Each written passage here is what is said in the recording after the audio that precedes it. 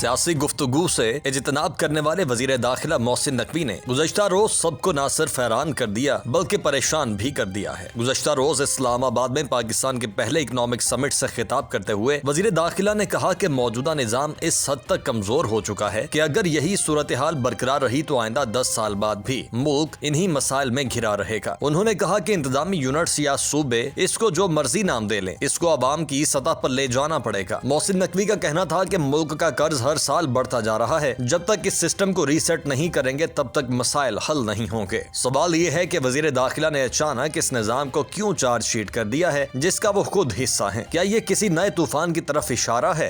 मौजूदा निजाम के अहम स्टेक होल्डर्स नून लीग और पाकिस्तान पीपल्स पार्टी के माबैन आजाद कश्मीर इलेक्शन के नताज पर लफ्जी गोलाबारी जारी है। दोनों जमातों के लीडरान ताक कर एक दूसरे पर इल्जामात की बौछार कर रहे हैं। सवाल ये है कि बिलावल को क्यों लगता है कि धांधली हो रही है? क्या इस ब्लस्टर के पीछे कुछ और वजह भी है? इन तमाम इशू से जुड़े अहम सवालात, मिडिल ईस्ट में जारी बढ़ती हुई कशीदगी और दिगर मुल्की और आलमी खबरों पर तफसील से जानकारी देंगे नजम सेठी।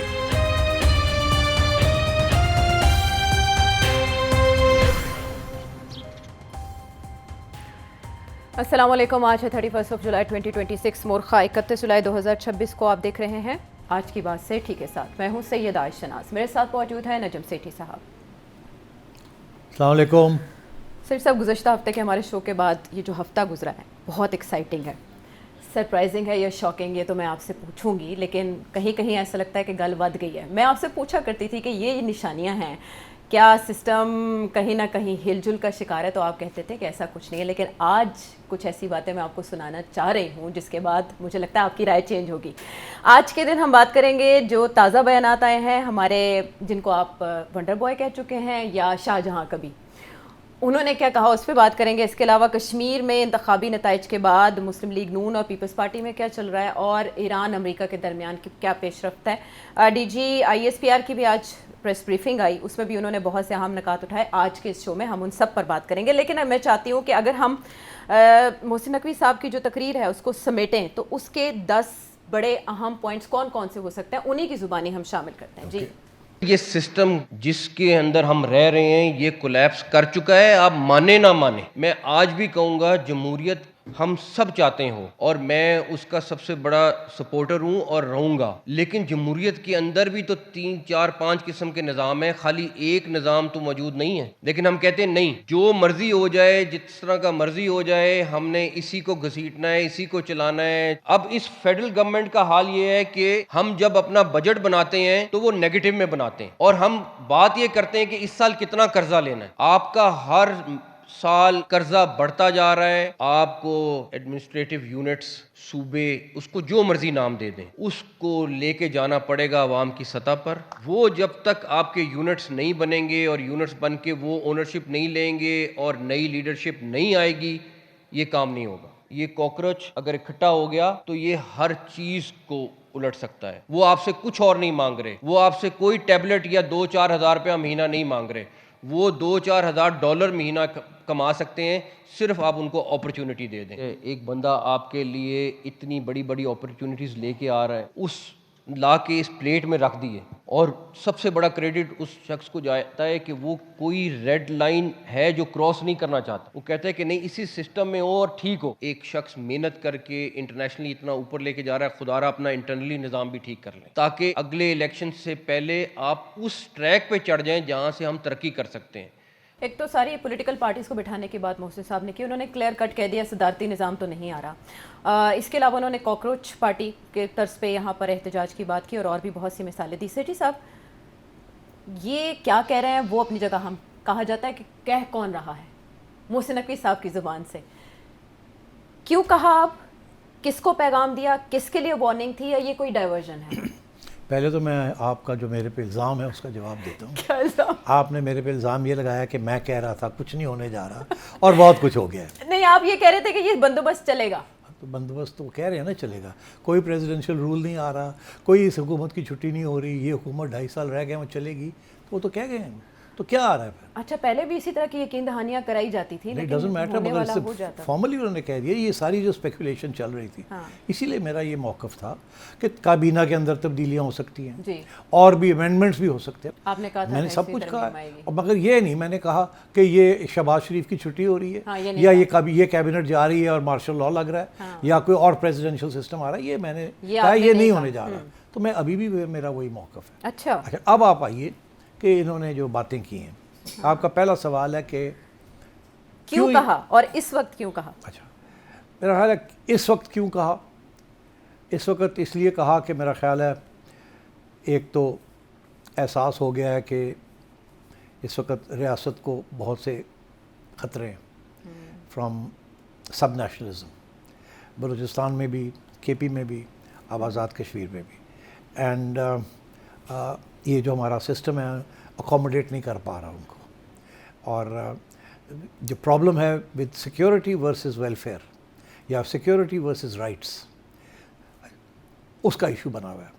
इसलिए उनका ये ख्याल है कि अब एक ही तरीका है कि जो सब नेशनलिज्म उभर रही है, जो बिकॉज ऑफ 4 प्रोविंसेस या 5 जो भी है, इसको कुचला जाए एंड छोटे यूनिट्स बना दिए जाएं जिनको एडमिनिस्ट्रेटिव यूनिट्स किए गए, नॉट नेशनल यूनिट्स, अच्छा, not ethnic units.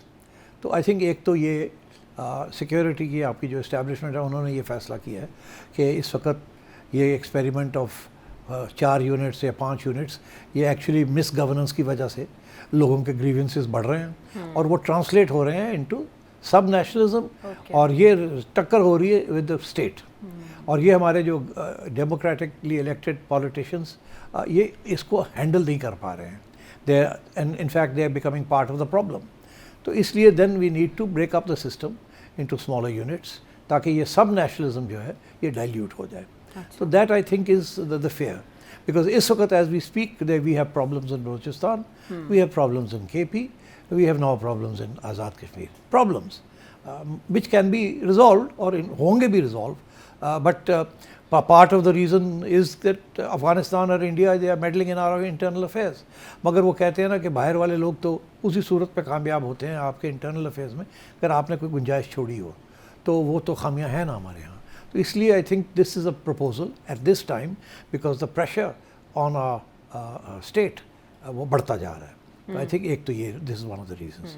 I think the second reason message किसकी तरफ से है, मेरा ख्याल है मेरे जवाब में ऑलरेडी उसका इंडिकेशन तो हो गई है, बड़ा क्लियर है मेरे लिए। इस्टेब्लिशमेंट ने ये फ़ैसला किया कि इनफ इज़ इनफ, ये चीज़ें हाथ से निकलती जा रही हैं, मसले instead of finding solutions problems बनते जा रहे हैं, ऊपर से गवर्नेंस भी नहीं हो रही। और गवर्नेंस का मतलब है कि आवाम के लिए कुछ नहीं हो रहा, एक वेलफेयर और सिक्योरिटी के दरमियान एक कॉन्ट्रडिक्शन है। सिक्योरिटी भी हमारी अंडर थ्रेट है और वेलफेयर भी अंडर थ्रेट है, बिकॉज आवाम के लिए बहुत कम सहूलतें उनको मिल रही हैं। तो इसको भी रिजॉल्व करना है। तो सिक्योरिटी एंड वेलफेयर को इकट्ठा कर दिया गया है कि दोनों एक दूसरे का opposite sides of the same coin, और दोनों अंडर थ्रेट हैं। तो I think that was the reason that this proposal is coming directly from the establishment. आगे ये प्रपोज़ल शहबाज शरीफ साहब अगर देते तो मसला था, बिकॉज ज़ाहिर है this is a pro establishment proposal, और शहबाज साहब मेरा ख्याल है उस किस्म का मैसेज भी नहीं दे सकते थे। क्यों? क्योंकि peoples party is part of the problem right now, Shahbaz Sharif is part of the solution right now. ये क्यों इस स्टेज पे ये फाइनली ये उन्होंने ऑफ़र किया है, और मोहसिन नकवी साहब के ज़रिए। मोहसिन नकवी साहब का जिसे कहते हैं रेज़ों दैट्स, मतलब एक रीज़न टू बी, वो क्यों हैं, कहाँ हैं, कौन है, इस purely and simply he is an appointee of the field marshal. जो वो कहते हैं उनकी ज़ुबान जो है is suppose to reflect that of the field marshal, and the field marshal की ज़ुबान is suppose to reflect that of the military establishment and that of the security establishment. So बड़ी क्लियर है। मोहसिन नकवी साहब ने भी ये कह दिया कि जिस शख्स ने आपको इतना कुछ दिया है, अभी तक रेड लाइन नहीं क्रॉस की, और एक धमकी भी है और एक अप्रिसिएशन भी है। और रेड लाइन क्रॉस करना क्या होता है, मार्शल लॉ लगाना होता है, तो उन्होंने तो नहीं किया। तो आप सोचिए तो सही उन्होंने क्या क्या आपके लिए किया है, और अभी तक वो लगे हुए हैं भाग दौड़ करने में, इम्प्लाइंग के जी सिक्योरिटी के लिए अपना रोल भी उन्होंने बढ़ा दिया है इंटरनेशनली, शुक्र करें उसका। दूसरा ये कि इकोनॉमिक असिस्टेंस लेके आ रहे हैं from Saudi Arabia and elsewhere, और एंड सो ऑन, और अमेरिका के साथ भी अच्छे तल्लुकात हैं, अपनी प्रोफाइल भी बढ़ा ली है, इंडिया को डिफीट भी कर लिया है। तो look at what he is done. और हम लोग जो हैं the politicians they are not delivering, और बहुत स्लो चल रहा है सब कुछ, और ऐसे ही अगर चलता रहा तो हम नहीं बचेंगे। एंड एज ही सेड कि ये तो 70 साल से यही हो रहा है। सो आई थिंक ये थी उसकी बैकग्राउंड, मोहसिन साहब ने जो बात कही है। अगर शहबाज साहब कहते तो वो बात नहीं बननी थी, पीपल्स पार्टी ने बिल्कुल रिजेक्ट कर देना था। मोहसिन नकवी इस करीब, वो करीब हैं आसिफ जरदारी के भी, पुरानी कुर्बत है, और आसिम मुनीर साहब से रीसेंट है। So I think he was the right man to give this message. और इससे पहले आपने देखा कि वो प्रेसिडेंट जरदारी को मिलने गए हैं, वो इसी मकसद के लिए कि हाँ, ये सवाल भी खड़ा हो गया कि वो जरदारी साहब को इससे पहले कराची मिलने गए हैं। अच्छा, अब दो इश्यूज़ हैं ना जरदारी साहब के। एक तो ये है कि वो जो 19 जजेस हैं जो जुडिशल कमीशन ने कहा है कि सारे हाई कोर्ट्स के अंदर लगाने हैं, अब उस पर जरदारी साहब का कंप्लेंट ये है कि उनके 2 चहीते जजेस थे जिनको नहीं जुडिशल अकोमोडेट किया, और वो नाराज़ हैं। और 8-10 दिन हो गए हैं, अभी तक उन्होंने साइन नहीं किया वो डॉक्यूमेंट अप्रूवल। हाँ, तो 8-9 दिन हो गए हैं, और 15 दिन तक वो बैठ सकते हैं उसको लेके, मगर वो उसको ना नहीं कर सकते। अगर ना करते भी हैं तो फिर वापस आ जाएगा, फिर करना पड़ेगा साइन, और अगर नहीं करेंगे तो automatically it will be deemed to have been signed.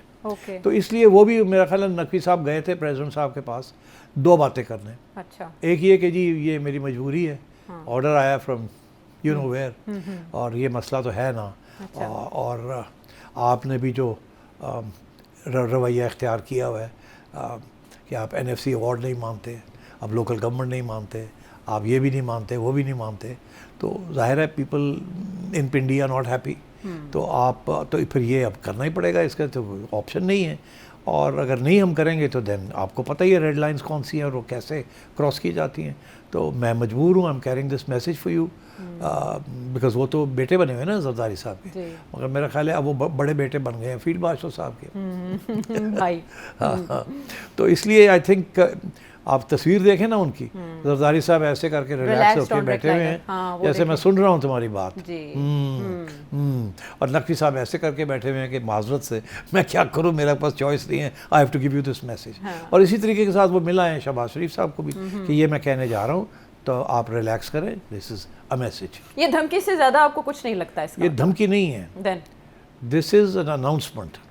फ़र्क है, धमकी होती है कि जी अगर आप ये नहीं करेंगे तो हम ये कर देंगे, ये धमकी नहीं है। उन्होंने कह दिया ना कि कोई रेड लाइन नहीं हमने क्रॉस करनी, ये अनाउंसमेंट है कि हम ये करने जा रहे हैं, 28वीं तरमीम लाने हाँ, हम 28वीं तरमीम लाने जा रहे हैं। ओके, अगर आप नहीं चाहते कि हम ये करें तो फिर जो हम सजेशन आपको कर रहे हैं जल्दी से, वो आप मान लेना हमारी बात। सिक्योरिटी रिक्वायर्स के सिक्योरिटी इस्टेब्लिशमेंट को NFC अवार्ड जो है उसको तब्दील किया जाए। सिक्योरिटी इस्टेब्लिशमेंट चाहती है कि वो पानी जो है वो डाइवर्ट हो फ्रॉम इनटू सम लैंड्स जो कि वो बेचना चाहते हैं, they want to develop agricultural land, वो सिंध में पानी पंजाब में कहीं जाएगा वो, तो उसके ऊपर इश्यूज बने हुए हैं ना पीपल्स पार्टी के साथ। पीपल्स पार्टी एग्री नहीं कर रही, और जाहिर है this is creating a lot of tension. अब 1 साल हो गया कि इस्टेब्लिशमेंट चुप करके बैठी है, इधर से प्रेशर, जरदारी साहब बात नहीं मानते। तो अब मेरा ख्याल है message is loud and clear कि हम ये करेंगे, it's an announcement, it is not a धमकी। धमकी वो होती है अगर आप ऐसे नहीं करेंगे तो हम ये करेंगे, ये तो क्या ही नहीं रहे, वो कहते हैं हम तो करवा के रहेंगे, दिस इज अनाउंसमेंट। हाँ, लेकिन करवाने के लिए तो आईनी रास्ता ही इख्तियार करना पड़ेगा ना, आपको असेंबलीज की अप्रूवल चाहिए होगी, तो वो ले लेंगे। आपके ख्याल में पीपल्स पार्टी नून लीग आराम से ये करने देंगे? मौलाना साहब, मौलाना Fazlur Rahman out of nowhere ऐसे बात उन्होंने आप सही कह रही हैं, पंजाब में की। आप बिल्कुल सही कह रही हैं। मैंने आपको एक प्रोग्राम में कहा था कि नैब में फाइलें खुलनी शुरू हो गई, याद है आपको? जी। उसकी वजह यह है कि देखिए रियासत के पास बहुत से हरबे होते हैं, टूल्स होते हैं प्रेशर डालने के जी। और देखिए जरदारी साहब कहते हैं और बिलावल कहते हैं कि नून लीग फॉर्म 47 से आई। अब वो कहना शुरू है ओपनली, आप ओपनली कह रहे हैं ना। हाँ। अच्छा, अब जो रिस्पांस आएगा मेरा नून लीग से तो नहीं आएगा, कहीं और से रिस्पांस शायद आ जाए, वावड़ा साहब कर दें या कोई और कर दे कि सिंध में क्या हुआ जी, सिंध में उसके बगैर ही काम हो गया अकॉर्डिंग टू। हाँ, लेकिन इसका राना सनाउल्लाह साहब ने बड़ा प्यारा जवाब दिया है। हाँ। तुर्की ब तुर्की, उन्होंने कहा फिर तो हम ये भी कह सकते हैं कि भुट्टो साहब कैसे वज़ीर आज़म बने थे, वो पुरानी बात पे आ गए ना, मगर आगे नई बातें भी आ जाएंगी जी। और तो इसलिए आई थिंक प्रेशर तो पड़ेगा पीपल्स पार्टी के ऊपर। या आप अभी मान जाएं, जो हम कह रहे हैं एक छोटा सा अमेंडमेंट हम कर लेते हैं NFC अवार्ड और भी चीज़ें हैं जिसका ताल्लुक सिक्योरिटी के साथ है, फाइनेंसिस के साथ है। ये एवं तो नहीं उन्होंने कहा मोहसिन नकवी साहब ने कि बजट के अंदर ये डेट पाइल अप हो रही है, हाँ, माइनस में देते हैं आप और कर्ज लेने की तैयारी कर रहे होते हैं। यही कह रहे हैं ना कि जी करप्शन बड़ी हो रही है, पैसे बड़े गायब हो रहे हैं, डाइल्यूट हो रहे हैं, गरीबों की हालत बुरी है, आप खाए पिए जा रहे हैं। लेकिन हमें तो ऐसे लगा उनकी तकरीर सुन के कि ये ज़्यादा क्रिटिसिज्म विफाक पे था या पंजाब गवर्नमेंट पे था, जब टैब की बात की, स्टाइपेंड की बात की, 18 घंटे कोई काम करे तब दोनों के पता ना। उन्हें कहा देखिए जी शहबाज साहब 18 घंटे काम करते हैं, क्या कोई मसले हल हुए? नो। मैडम जो हैं वो आप नौजवानों को टैब दे रहे के उससे मसले नहीं हल सकते, होते। And by the way he is right, ये छोटी छोटी चीज़ों के साथ मसले इस मुल्क के नहीं हल होते। अच्छा, हाँ, अब इनफैक्ट ये तो तनकीद है ना कि ये हमारे सियासतदान ये समझते हैं कि गुडीज़ जो हैं अगर 10 रुपये कमाने हैं तो 2 रुपये आवाम पे फेंक दिए जाएँ किसी तरीके के साथ, कोई लैपटॉप दे दें, कोई ये दे दें, कोई वो दे दें, और बसेस दे दें, ये दे, इसके साथ क्या आवाम का गुस्सा, आवाम की महरूनियत ख़त्म हो जाएगी? नो। ये जिस किस्म की पॉलिटिक्स चल रही है इस मुल्क में, ये this is not going to get you votes. अब बहुत गुस्सा है आवाम के अंदर और आपका ख्याल है कि ये इस किस्म के आप छोटे छोटे हैंड आउट्स दे रहे हैं, this not going to get you votes. इस लोग इतने नहीं हैं, वो लेके वही वोट डालेंगे जहाँ उनका दिल कहता है मैंने अपने वोट डालना है, और वो इधर इस वक्त नून लीग के लिए नहीं है vote. This is a fact. इनको एहसास होना चाहिए इस बात का। अब वो है कि अब ये obviously they want to last the full term, कि शायद 2 साल के बाद एक इकॉनमी उठ जाए, चलना शुरू हो जाए काम, और शायद कुछ बड़े बड़े पैमाने पे कुछ रिलीफ मिल जाए आवाम को। बट अभी तो सिचुएशन इज़ डाइसी। तो इसलिए मैं ये कह रहा हूँ कि ये मोहसिन नकवी साहब ने अनाउंसमेंट की है, और अनाउंसमेंट यही है कि 28th अमेंडमेंट के लिए तैयारी कर लें, और अगर आप नहीं तैयारी करेंगे तो इसके लिए कीमत अदा करनी पड़ेगी आपको। अभी वो थ्रेट नहीं है, मगर वो थ्रेट बन सकती है। और हम देख रहे हैं कि मरहलावार चीज़ें हो रही हैं, इवेंट के बाद इवेंट। मोहसिन नकवी साहब ने जिस दिन ये बात की माशी समिट से, उसी दिन प्रेसर DGI-SPR का पहले ड्यू था, लेकिन फिर वो डिले हुआ और आज हुआ। आज उनसे ये सवाल किया गया तो उन्होंने ये मोहसिन नकवी साहब की ज़ाती राय करार दिया, लेकिन उन्होंने कहा कि मसाइल हल नहीं हो रहे, गुड गवर्नेंस के लिए कुछ ना कुछ करना पड़ेगा। क्यों ज़रूरी था? उन्होंने 8-10 पॉइंट्स मेक किए, गुड गवर्नेंस ये वो जी, उनमें से 7-8 को लिंक किया विद सिक्योरिटी अपरेटस। वो कह रहे हैं ज़रूरी है। हाँ, वो अपनी सिक्योरिटी एस्टैब्लिशमेंट का जिक्र आ रहा है अगेन एंड अगेन जी। अब उनका ये कहना है कि गुड गवर्नेंस का ताल्लुक डायरेक्टली सिक्योरिटी के साथ है। तो गुड गवर्नेंस तो वही है ना कि 4 पैसे हों और सिक्योरिटी के लिए पैसे मिले, बिकॉज अब तो यही सिचुएशन है ना आपकी। तो वो तो पैसे ही नहीं है आपके पास। तो ये NFC अवार्ड के ऊपर क्या झगड़ा है? यही है ना कि पैसे सारे प्रोविंसेस ले जाते हैं, वहाँ वो इधर फेंक देते हैं, इधर फेंक देते हैं, इधर जेब में डाल लेते हैं, और यहाँ हमें सिक्योरिटी के लिए पैसे चाहिए। उधर इंडिया, उधर Afghanistan, we are in a tight spot, and हमें पूरा पैसे नहीं मिल रहे फॉर सिक्योरिटी। तो उन्होंने तो अब गुड गवर्नेंस को सिक्योरिटी के साथ लिंक कर दिया है। ये पहले नहीं हुआ था सिक्योरिटी के साथ। गुड गवर्नेंस तो अपने on its own it's an agenda item, welfare state, मगर ये तो सिक्योरिटी स्टेट भी थी, मगर आज इसको लिंक कर दिया है with good governance and security. और सिक्योरिटी बड़ी मतलब पॉइंटेड सिक्योरिटी है। ठीक, तो मैं अगर आपसे मुख्तसर जानूं तो ये जो अनाउंसमेंट है इसका ज़्यादा से ज़्यादा एंड कहाँ जाके होगा? आपको नए सूबे बनते दिखाई दे रहे हैं या लोकल गवर्नमेंट इलेक्शंस हो जाएंगे और यही बंदोबस्त चलेगा? देखिए, लोकल गवर्नमेंट के लिए तो ऑलरेडी जुडिशरी की प्रोनाउंसमेंट्स हैं कि सबको लोकल गवर्नमेंट करनी है, और ये कमिटमेंट्स भी हैं और कॉन्स्टिट्यूशनल रिक्वायरमेंट भी है। अच्छा, तो इस पर तो you can not forgive anyone. क्यों नहीं लोकल गवर्नमेंट आ रही? क्यों नहीं ये फंड्स जो हैं करते टू लोकल गवर्नमेंट? और उसमें तो politicians are directly to blame.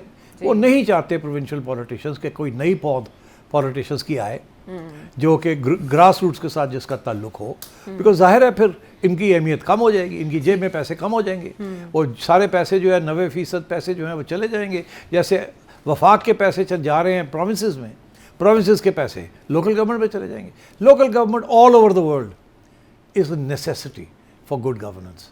इसमें तो इस्टेब्लिश्ड है ये तो। और पाकिस्तान में दी ओनली टाइम जब लोकल गवर्नमेंट आती है इज़ व्हेन द फौजीज कम टू पावर, और जब आती है लोग बड़े खुश होते हैं बिकॉज उनके लोकल लेवल पे काम हो रहे होते हैं, लोगों के एक्टिविटी शुरू हो जाती एक्टिविटी है हो जाती है, और यही डिवोल्यूशन है। ये डेमोक्रेसी का सबसे important element is devolution of power, और वो हमारे यहाँ हमारे जो प्रोविंशियल पॉलिटिशियंस और सेंट्रल पॉलिटिशियंस वो अलाउ नहीं करते, because that means giving away money, जी, गिविंग अवे पावर।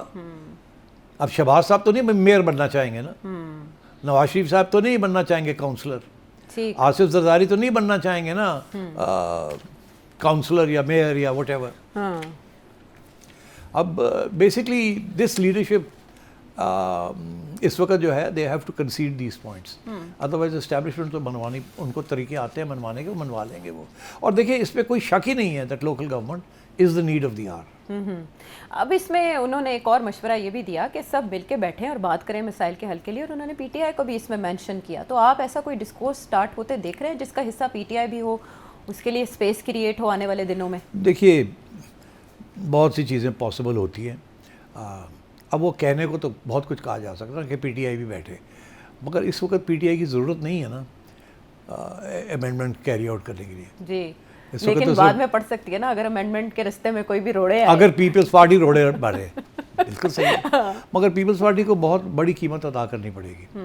मगर अफसोस इस बात का कि वो कीमत सिर्फ पीपल्स पार्टी को अदा नहीं करनी पड़ेगी, वो सारे पाकिस्तान को अदा करनी पड़ेगी। हाँ, अगर आपने इस वक्त 2 या 3 प्रोविंसेस में काफ़ी एलियनेशन है, काफ़ी गुस्सा है, और अगर सिंध के अंदर भी इस किस्म की सिचुएशन हो जाए तो वो ठीक है, जरदारी साहब और बिलावल वगैरह ये जेलें काटेंगे, जी, इनके ऊपर इल्ज़ाम लगेंगे, इनके ऊपर हर किस्म की प्रेशर आएगा, बट सिंध विल रिवोल्ट। तो इसलिए हम नहीं, नोबडी वांट्स दैट।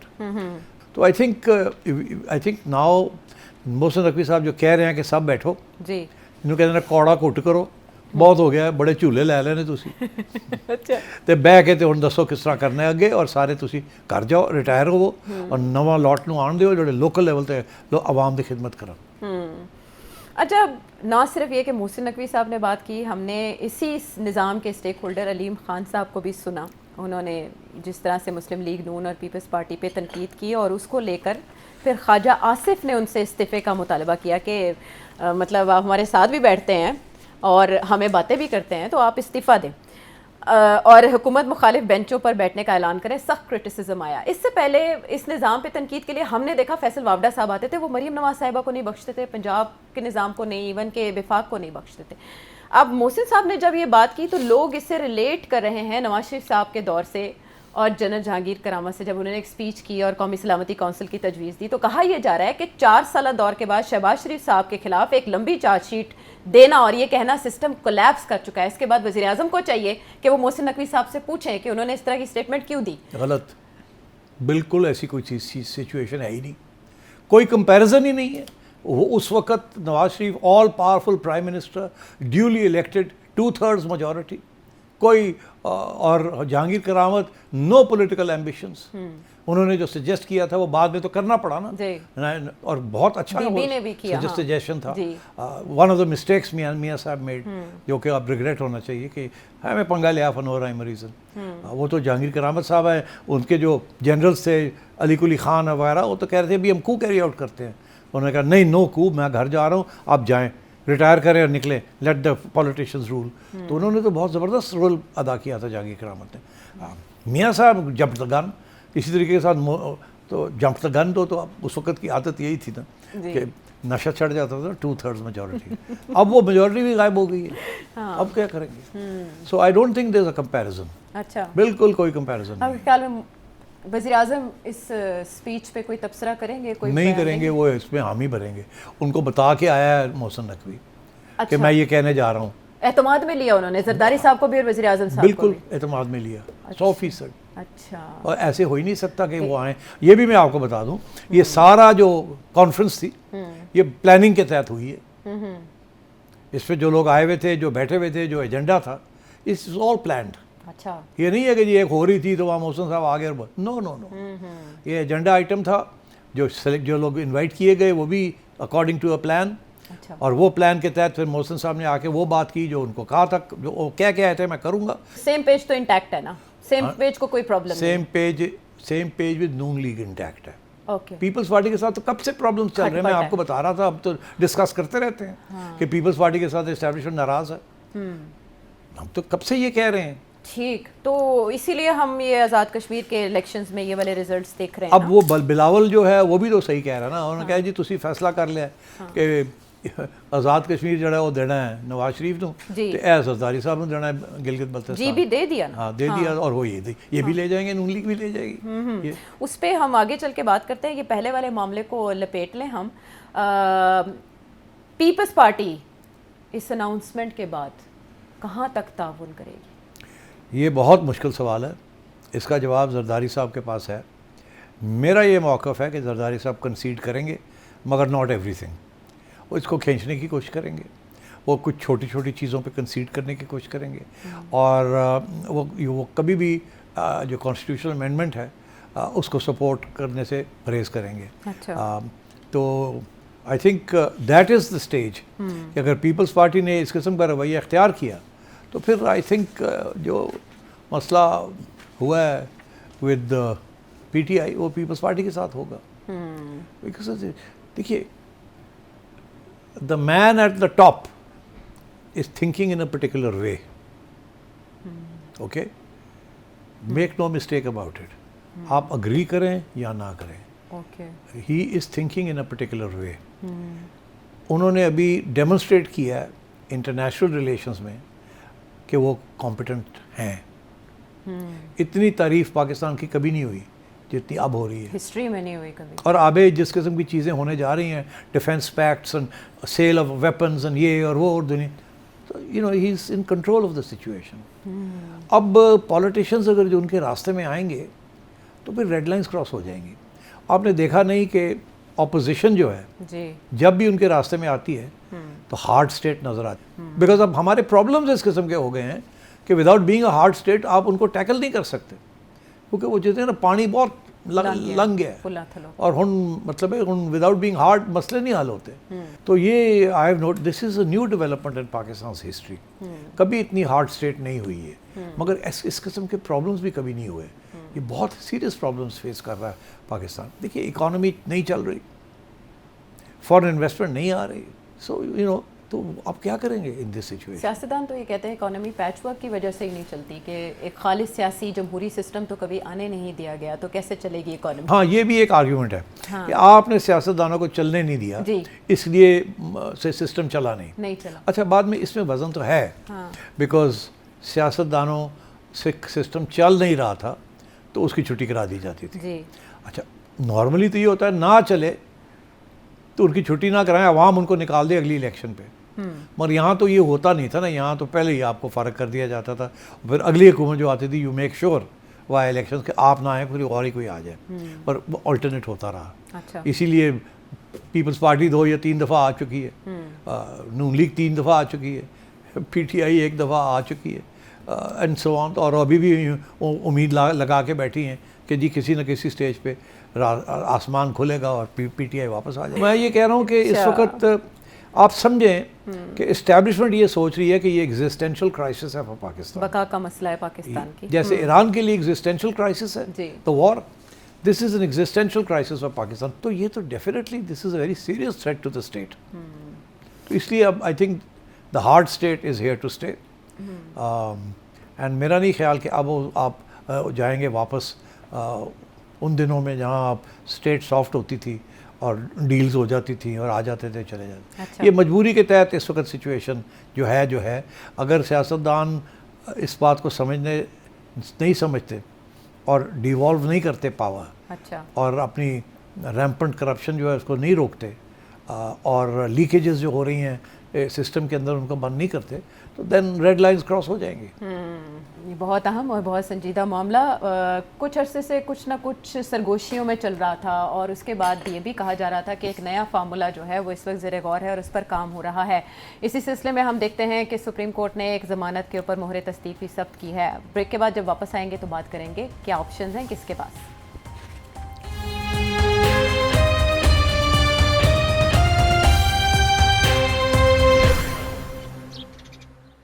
शो में साथ देने का शुक्रिया। कुछ अर्सा पहले मुझे याद पड़ता है फवाद हुसैन चौधरी साहब जब मुलाकातें कर रहे थे कोट लखपत जेल में, उन्होंने एक ट्वीट किया था कि इमरान खान साहब से बात होगी और वो कौमी हुकूमत पे राज़ी हैं और इस मामले के ऊपर काम हो रहा है। अब इसकी अगर मैं कड़ियाँ मिलाऊँ तो हम देख रहे हैं शायद खाकान अब्बासी साहब एक्टिव हैं, मिफ्ता इस्माइल साहब बहुत तनकीद करते हैं कड़ी इस सारे निज़ाम के ऊपर और मईशत को लेकर करते हैं, लेकिन ज़ाहिर है बहुत बड़ी आवाज़ है। मोहम्मद ज़ुबैर साहब, इस्लाम मुस्तफ़ा नवाज़ खोखर साहब, और हम ये भी देख रहे हैं कि परवेज़ इलाही साहब की ज़मानत के ख़िलाफ़ पंजाब गवर्नमेंट गई हुई थी सुप्रीम कोर्ट, लेकिन सुप्रीम कोर्ट ने उसको रिजेक्ट कर दिया अपील को और उन्हें ज़मानत दे दी है परवेज़ इलाही साहब को। उनके केसेस के हवाले से उन्हें रिलीफ मिलता हुआ दिखाई दे रहा है।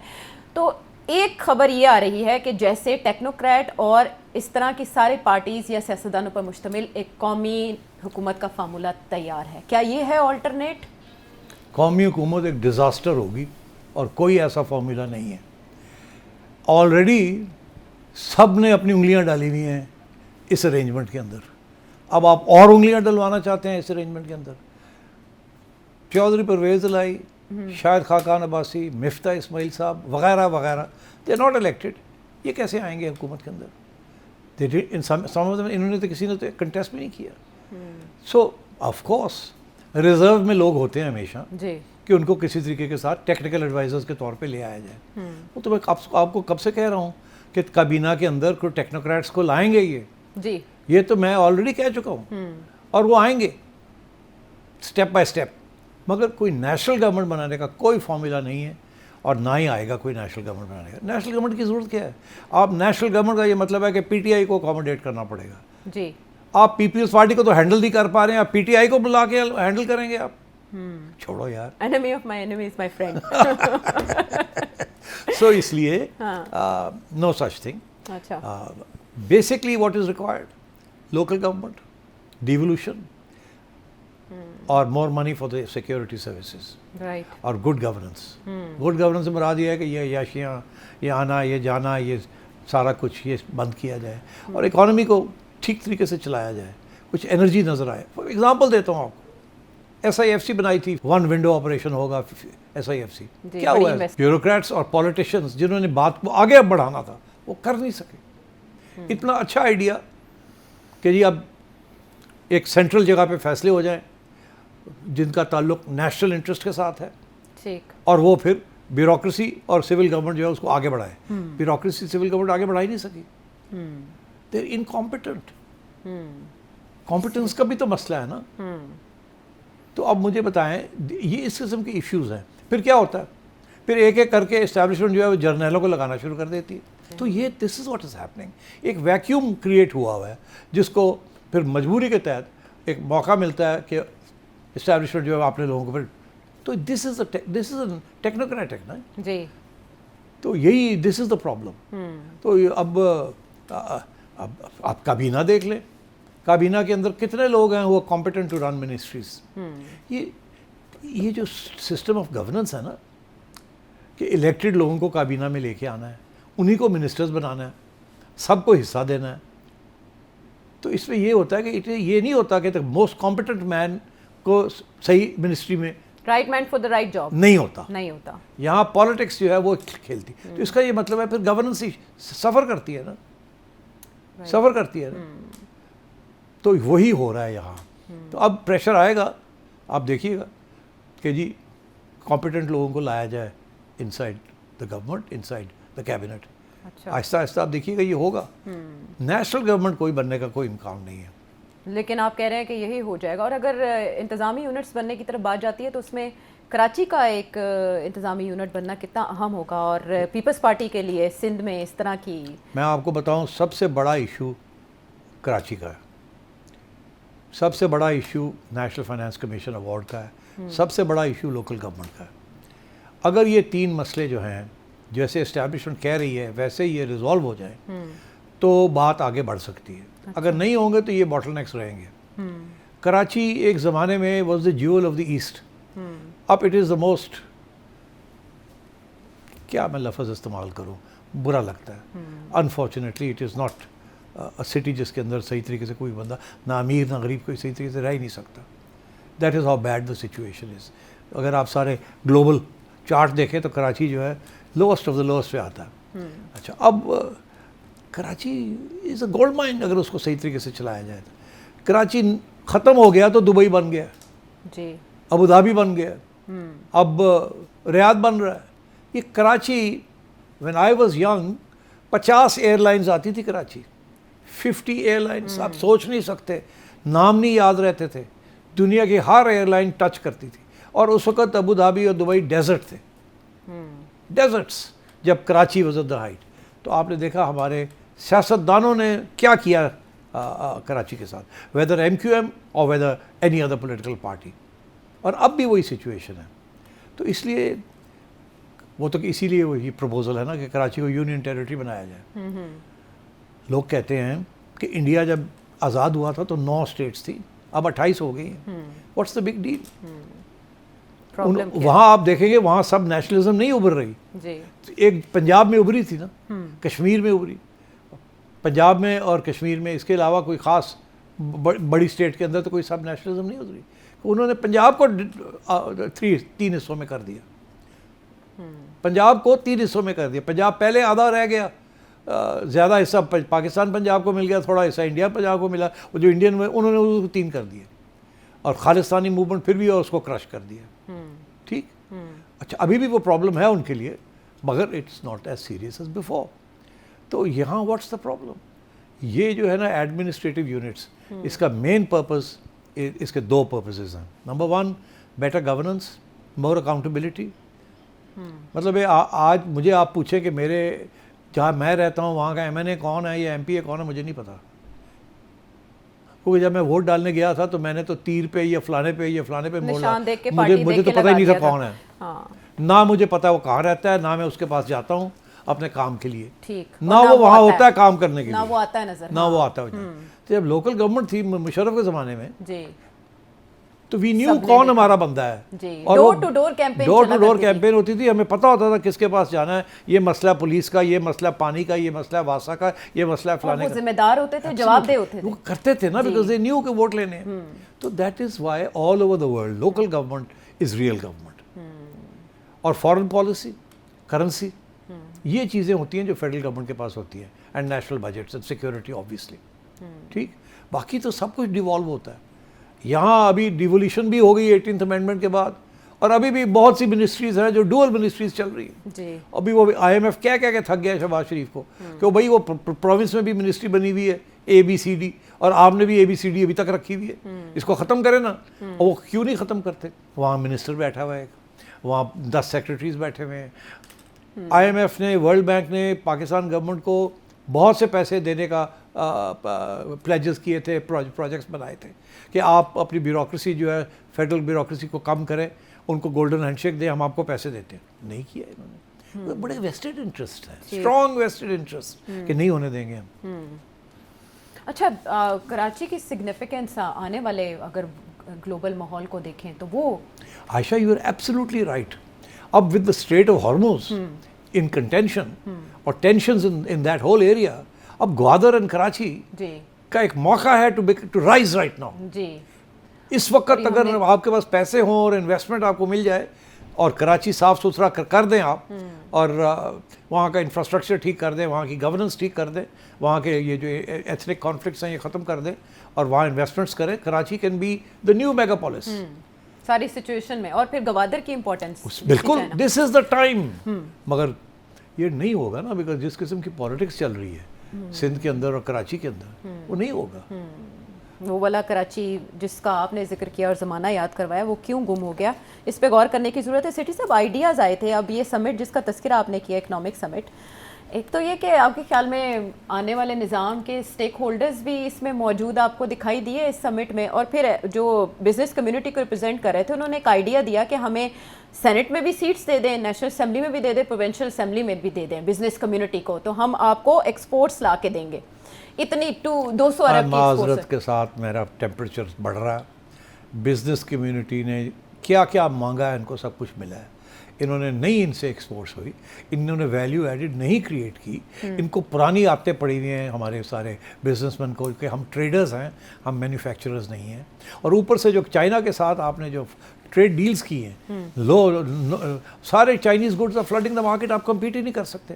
तो उस हद तक बेचारे ठीक कहते हैं, मगर at the end of the day जितनी भी आपने इनको सहूलतें दी हैं, they have not been able to raise exports अच्छा बिकॉज इनको डाइवर्सिफिकेशन ही नहीं हुई।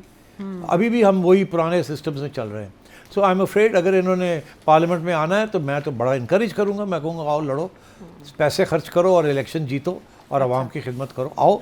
मगर ये क्या बात हुई, सीटें दे दें आपको? यही तो इस मुल्क का सबसे बड़ा प्रॉब्लम है। सीटें जड़ा उठता कहना मैंने फ्री सीट दे दो, यही तो रोना है आज़ाद कश्मीर के अंदर इस वक्त कि वो 12 सीटें फ्री खाते में ले गए हैं और आके मिनिस्टर्स बन जाते हैं 5,000 वोट के साथ, जहाँ के बाकी लोग 40-40 हज़ार वोट लेके आते हैं।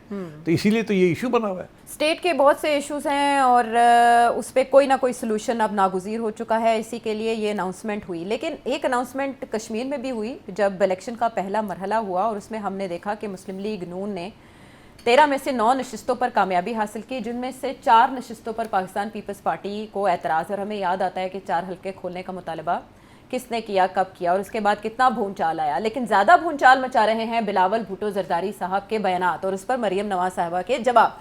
बिलावल किस टोन में बात कर रहे हैं, क्या कह रहे हैं, सुनते हैं।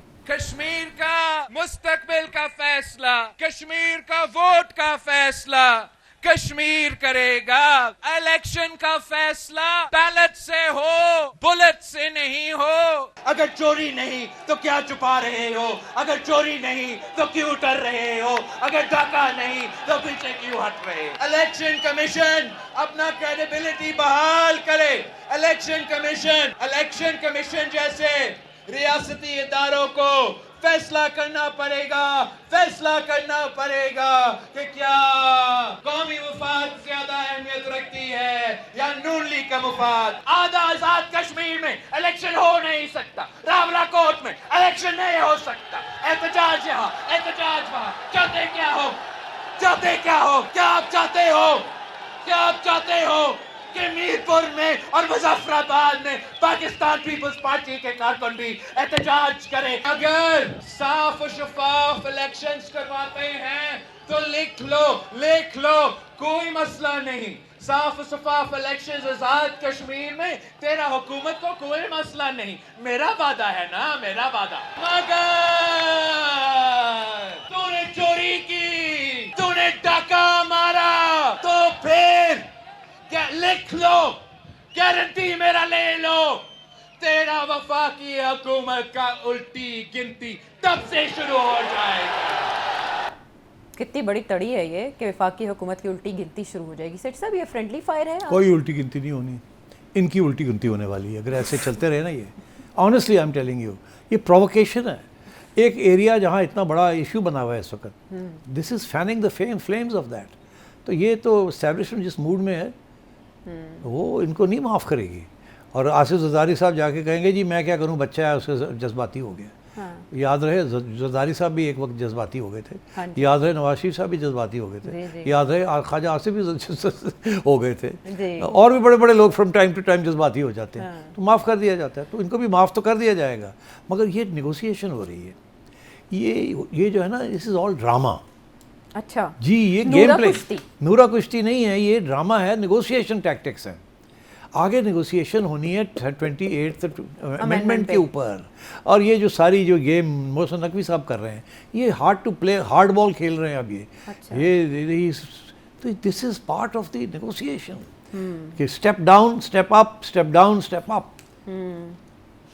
ओके, कहीं पे निगाहें, इनको पता नहीं है ये मुस्लिम लीग का तो इसमें गेंद है ही नहीं, गेंद तो कोई और खेल रहा है। इसीलिए उससे पूछ रहे हैं, कौमी मफाद आपको अजीज है या नून लीग का मफाद अजीज है? आप फैसला करें, रियासत को कह रहे हैं। तो रियासत को कह रहे हैं। हाँ। तो रियासत को कहता तो फिर पंगा लेने वाली बात है ना, जिस किस्म के मूड में रियासत है आजकल।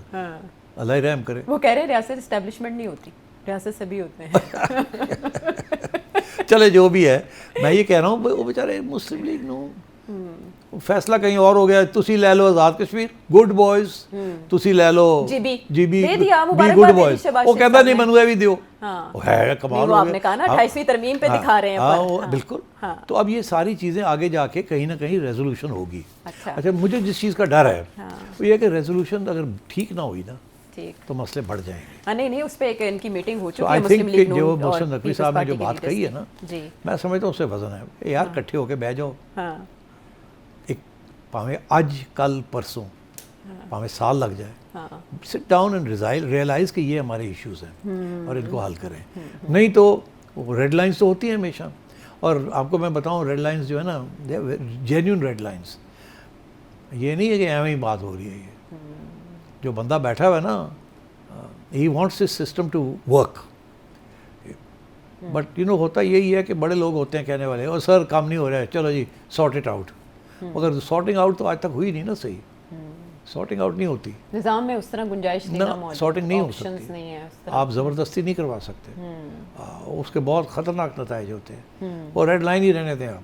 मगर सियासतदानों को भी तो चाहिए ना टू अंडरस्टैंड कि इस वक्त मुल्क के हालात क्या हैं, what sort of governance is needed. ये गवर्नेंस की बात आयशा ये कब से हो रही है? हर बार जब गवर्नमेंट रुखसत होने लगती है उससे पहले होती ये है। मैं आपको बताऊं, ये गुड गवर्नेंस जी। का लफ्ज़ कब आया हमारी सियासी वोकैबुलरी में? कब? मोइन कुरैशी साहब का नाम सुना हुआ आपने? जी बिल्कुल, वो इंपोर्ट कहा जाता था, उन्हें इंपोर्ट किया गया। तो वो जब इंपोर्ट किए गए थे 93 में मेरा ख्याल है, जी। उन्होंने आके ये बात कही थी कि गुड गवर्नेंस के बगैर मुल्क चल नहीं सकता। जी। वाह। ये गुड गवर्नेंस मोइन कुरैशी साहब के ज़माने की बात है। इंपोर्टेड वर्ड लेकर और आए वो थे। दिन और आज का दिन अभी तक गुड गवर्नेंस ही नहीं आई। और एहतसाब भी उस तरह नहीं हुआ। और अब हमें ये कहा जा रहा है कि जी कि अगर आप गुड गवर्नेंस नहीं करेंगे तो सिक्योरिटी नहीं हो सकती इस मुल्क की। कनेक्टेड है ना विद, हाँ, मईशत तो के साथ दिन ब दिन इश्यूज security। बढ़ते जा रहे हैं। ठीक, दिन ब दिन इश्यूज बढ़ते जा रहे हैं। अब देखना ये है कि मोहसिन नकवी साहब जो कि एक स्टेबलाइज़र का किरदार भी अदा कर रहे हैं मुख्तलिफ सियासी क़ुव्वतों और इस्टेब्लिशमेंट के दरमियान, उनकी इस टिप के बाद, इस अनाउंसमेंट के बाद पॉलिटिकल पार्टीज कौन सा रास्ता लेती हैं? एक बात मैं करना चाहूँगा अगर है टाइम सारी तो। बातें आप करें आज सब आपको सुनना मैं चाहते ये हैं। कहना चाह रहा हूँ हाँ। कि आज़ाद कश्मीर के बारे में आपने कोई सवाल पूछना तो पूछ लें। आज़ाद कश्मीर में अगला क्या? मरहला और उससे अगला ये जो मरहला अभी कॉन्फ्लिक्ट चल रही बाकी है उसके बारे में, हाँ। You want to ask me जी समथिंग?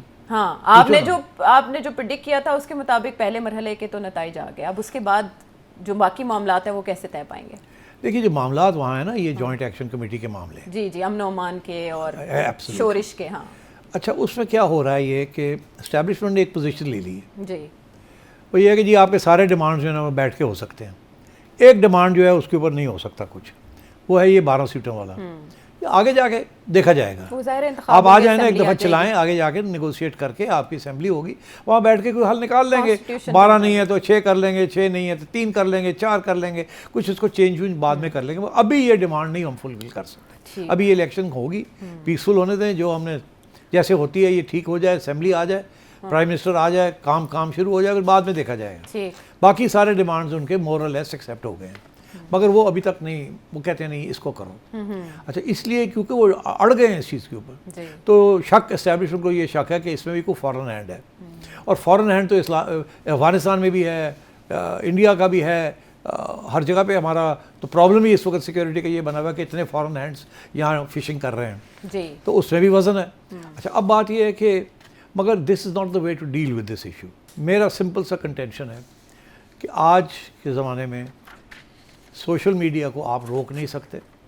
अगर आप मेन स्ट्रीम मीडिया को इजाज़त नहीं देंगे कि वो जाके ख़ुद कवर करे, जहाँ जो भी इल्ज़ाम है एक दूसरे के ऊपर उसको कवर करे, वो ज़िम्मेदार लोग हैं, तो फिर सोशल मीडिया के ऊपर गैर ज़िम्मेदार लोग ऐसा प्रोपेगेंडा आपके ख़िलाफ़ करेंगे कि आप संभाल नहीं सकेंगे। तो सोशल मीडिया के अंदर क्योंकि खुली छुट्टी है और आप जितने मर्ज़ी लोगों को पकड़ के ले जाएं, ये कर जाएं, आप नहीं कंट्रोल कर सकते। इसलिए बेहतर ये है कि आप मेन स्ट्रीम मीडिया को इजाज़त दें टू कवर दीज इवेंट्स, ताकि हमें हकीकत से हम आगाहों में पता चले हो क्या रहा है, कौन सही है कौन गलत है, तजवीज़ आए, कुछ थोड़ी बहुत अकाउंटेबिलिटी हो and so on. Main stream media को जाना चाहिए वहाँ, ताकि क्रेडिबिलिटी रहे और हक़ाइक़ आवाम के सामने आए, सही क्या है गलत क्या है उसका फैसला आवाम खुद कर लेंगे। इस वक्त स्वाय प्रोपेगेंडा के हाँ। जो कि सोशल मीडिया पे आ रहा है, जिसमें आधा सच है और आधा नहीं है, क्योंकि आपने राय को महदूद कर एग्जैजरेशन है, बहुत से लोग लगे हुए हैं ठीक। टिकटॉक के ऊपर इधर उधर, तो हमें ऐसे लगता है कि वहाँ आग लगी हुई है, ये हो गया वो हो गया। अगर आप हकीकत वहाँ बताएं कि जी है ये मसला है, ऐसे हमें हल करने की कोशिश कर रहे हैं, ये सिचुएशन है, दूसरी साइड ये कर रही है, हम ये कर रहे हैं, तो इट वुड बी बेटर। ठीक है, ये है मामला कश्मीर का। इसमें अभी दूसरा और तीसरा मरहला बाकी है। दूसरी तरफ मुस्लिम लीग नून और पीपल्स पार्टी के दरमियान फाइटिंग की बातें हो रही हैं, मीटिंग्स हो रही हैं, क्योंकि मैसेज इस्लामाबाद से लाउड एंड क्लियर है कि बड़े मसाइल हल करने के लिए ये छोटी छोटी चीज़ें फरामोश करनी होंगी। हमने आज बात करनी थी अमेरिका और ईरान के मामला के हवाले से भी, सऊदी अरब का उसमें क्या किरदार है, क्या बनने जा रहा है सिस्टम स्ट्रेट ऑफ हॉर्मुज में, और जो ओमानी प्रपोजल था उसको ईरान ने इनकार क्यों किया। लेकिन ज़ाहिर है प्रोग्राम का वक्त खत्म हो गया, लेकिन आने वाले प्रोग्राम्स में इन सब मामलात के ऊपर सेठी साहब से सवालों का सिलसिला जारी रहेगा। आपके सवाल भी ज़रूर शामिल करेंगे अगले प्रोग्राम तक के लिए। लाने के बाद खत्म हो गया।